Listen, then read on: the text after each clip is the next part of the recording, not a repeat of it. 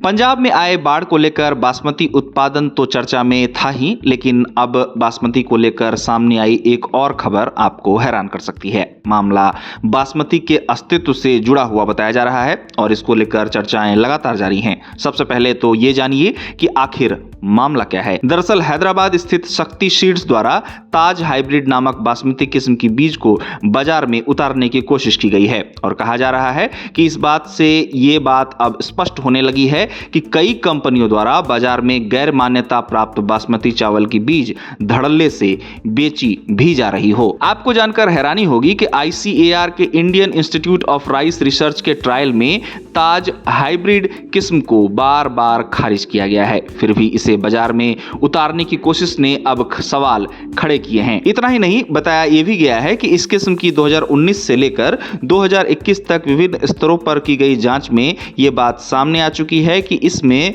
Elongation ratio बहुत कम है। इसके साथ ही उपभोक्ता पैनल टेस्ट और कुकिंग क्वालिटी में भी इसे कम रैंकिंग मिली है, जिसके कारण इसे वैरायटी आइडेंटिफिकेशन कमेटी द्वारा नामंजूर कर दिया गया है। यह बात भी खबरों के हवाले से सामने आई है। अब जहां तक GI रजिस्ट्री की बात है तो आपको बता दें कि अभी तक भारत के 7 राज्यों को बासमती के लिए मान्यता दी गई है, जिसमें हरियाणा, हिमाचल प्रदेश, उत्तराखंड, दिल्ली, पश्चिमी यूपी, पंजाब और जम्मू कश्मीर जैसे राज्यों के नाम शामिल हैं। इसी बीच खबरों के मुताबिक मध्य प्रदेश और राजस्थान जैसे राज्यों में भी बासमती की खेती कराई जा रही है, जो चिंता का विषय है। खबरों में बताया जा रहा है कि मौजूदा कानून, जिसमें बीज बेचने से पहले GI विशिष्ट स्वीकृति अनिवार्य नहीं है, इसी बात का फायदा उठाकर ऐसी चीजें की जा रही हैं। बता दें कि मध्य प्रदेश 2010 से मांग कर रहा है कि उसके 13 जिलों को GI क्षेत्र घोषित किया जाए। इसी बीच अब ताज हाइब्रिड नामक बासमती किस्म को लेकर